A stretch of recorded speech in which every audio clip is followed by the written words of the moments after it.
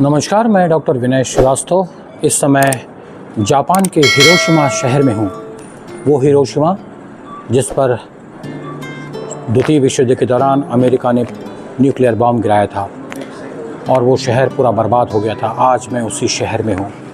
दुनिया का ऐसा इतिहास जो विश्व के मानचित्र पर काले धब्बे के रूप में दर्ज है, उस शहर में आया हूँ ये देखने के लिए कि आज वहाँ क्या हालात हैं। इस समय हिरोशिमा पीस मेमोरियल म्यूज़ियम में मैं हूँ और यहाँ से हम आगे की यात्रा शुरू करेंगे। 8:15 पर 1945 6 अगस्त को बॉम्ब गिराया गया और उसी की स्मृतियों को यहाँ सहेजा गया है।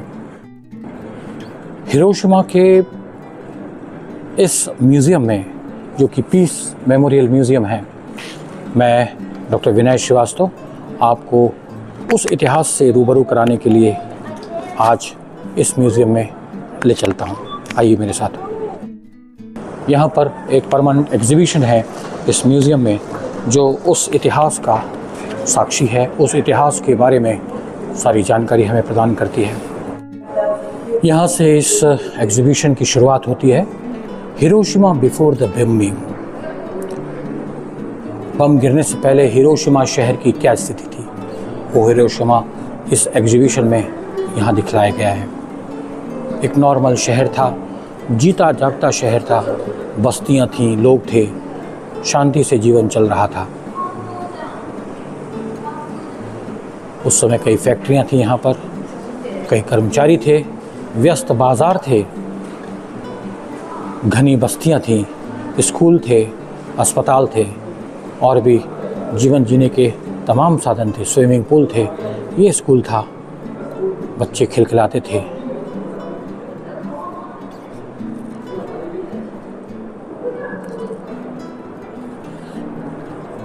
छः अगस्त 1945 का वो काला दिन जब दुनिया के इतिहास में यूनाइटेड स्टेट्स ऑफ अमेरिका ने जापान के हिरोशिमा शहर पर पहली बार अ लिटिल बॉय नाम का एक बम गिराया जो कि यूरेनियम से बना था।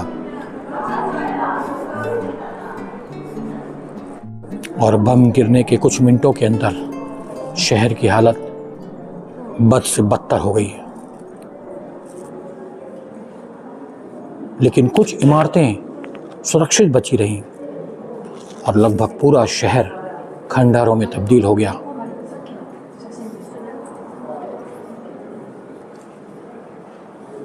चारों तरफ चीख पुकार, लाशों के अंबार लग गए।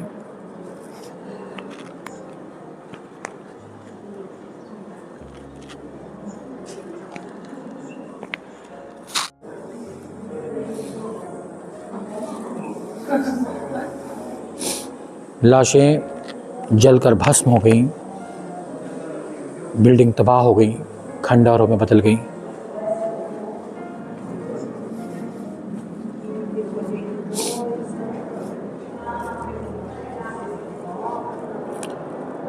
दुनिया ने इतने भयावह अंत की कल्पना नहीं की थी और जिसने बम गिराया था उसने भी नहीं की थी कि इस न्यूक्लियर बम का ये दुष्परिणाम होगा।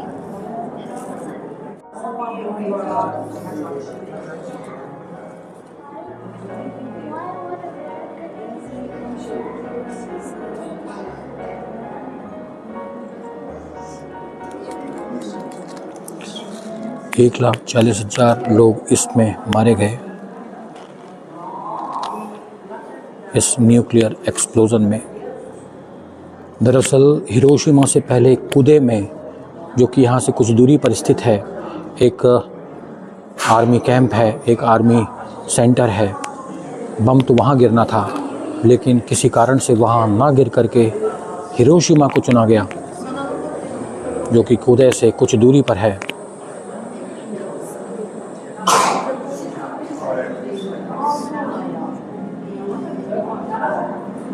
ये बम, ये लिटिल बॉय नाम का बम अचानक 8 बजे आता है और पूरा शहर धमाकों से गूंज उठता है। इस मॉन्यूमेंट में, इस बम के गिरने के दृश्य को बखूबी दिखाया गया है। जो रेडिएशंस निकली, उस रेडिएशन से हज़ारों लोग मारे गए।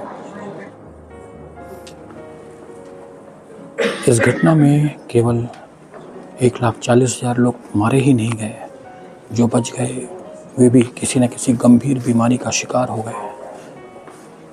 किसी के सर के बाल उड़ गए, कोई हाथ पैरों से विक्षत हो गया, क्षत विक्षत हो गया।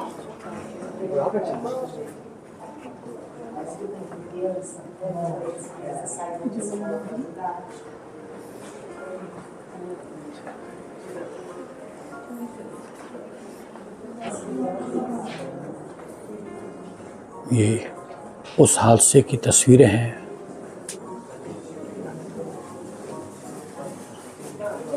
जो लोग बचे उनका क्या हाल हुआ, इन तस्वीरों में दिखाया गया है।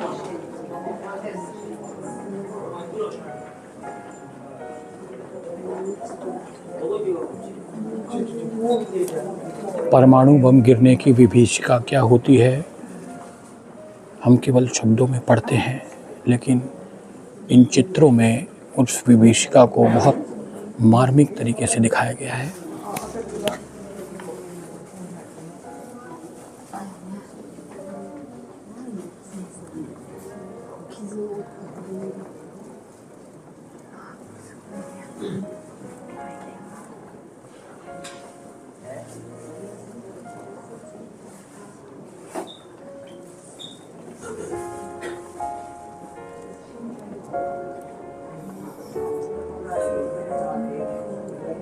झुलसे हुए लोगों के अनसुलझे रहस्य आज भी मौजूद हैं।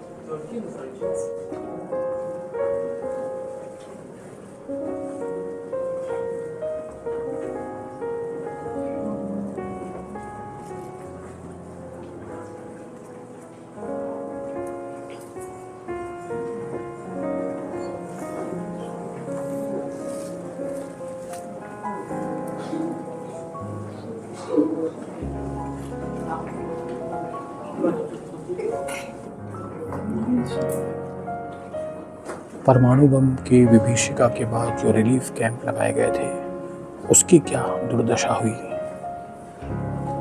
हजारों लोग इन रिलीफ कैंपों में दम तोड़ते नजर आ रहे हैं।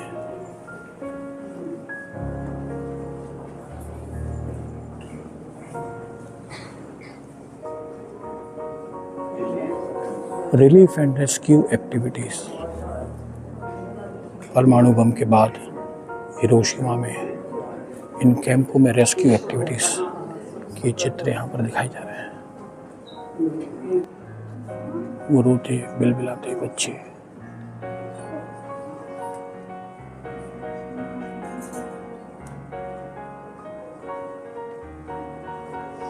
जिनका पूरा परिवार उजड़ गया, ऐसी बूढ़ी आंखें।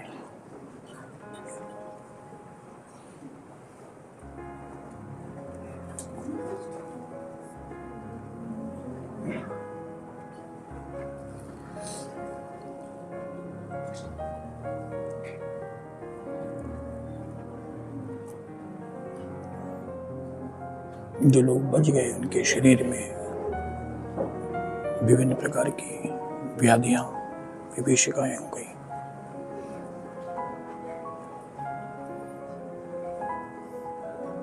लोग मानसिक रूप से विकलांग हो गए।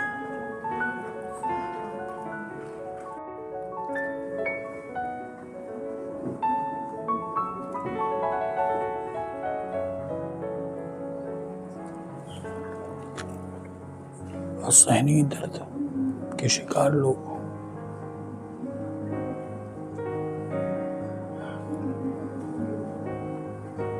जो फैमिली कोलैप्स हो गई, उनके परिवार के लोग।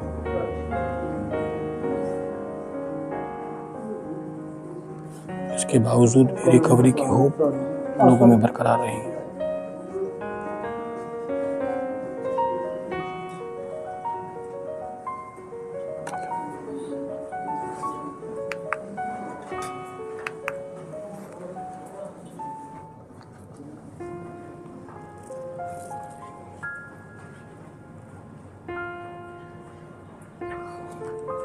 इस घटना के 7 साल बाद एक स्थान की खुदाई में ये नर कंकालों की खोपड़ियों का हड्डियों का एक ज़खीरा मिला।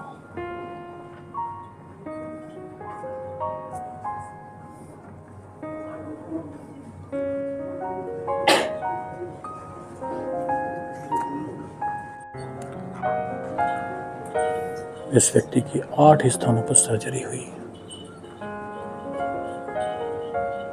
इसका विजन ही लॉस्ट हो गया, याददाश्त चली गई।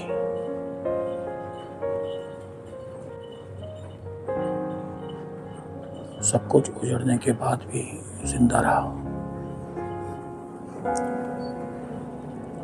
पीस मेमोरियल म्यूजियम के साथ ही ये पार्क है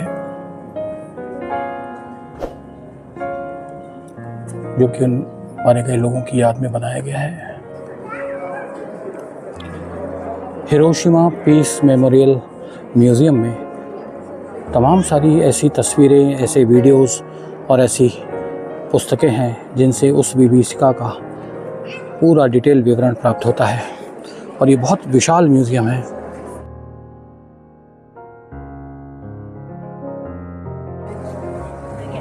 हिरोशिमा की विभीषिका में मारे गए लोगों की याद में ये पीस मेमोरियल बना हुआ है।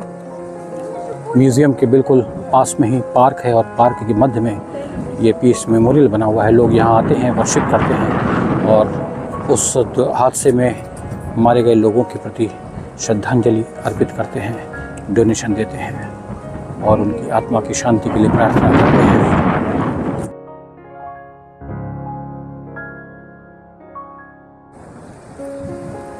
इस पीस मेमोरियल के सामने इस लॉन में जो ट्रीज़ हैं उनका आकार अलग अलग बनाया गया है। जो सोल हैं वो अलग अलग प्रकार की होती हैं, इसलिए इस ट्रीज़ का आकार भी अलग अलग प्रकार का बनाया गया है। और ये फ्लेम जो दिखाई पड़ रही है ये 1955 से 1955 से लगातार उस समय तक चलेगी जब तक कि दुनिया में एक भी न्यूक्लियर बम मौजूद रहेगा। ये उन शहीदों की, उन मृतकों की स्मृति में जलाई गई है जो हिरोशिमा में बम एक्सप्लोजन के दौरान मारे गए थे। और ये है वो बिल्डिंग जो हिरोशिमा बम अटैक के बाद बच गई और इसे वर्ल्ड हेरिटेज साइट में शामिल किया गया।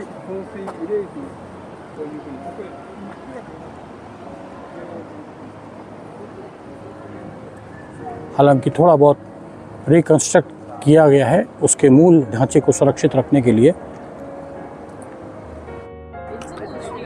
जापान के शहर हिरोशिमा में 1945 में अमेरिका ने जो परमाणु बम गिराया उसकी विभीषिका को इस पीस मेमोरियल और इस पार्क में बने हुए मॉन्यूमेंट्स में हमने देखा।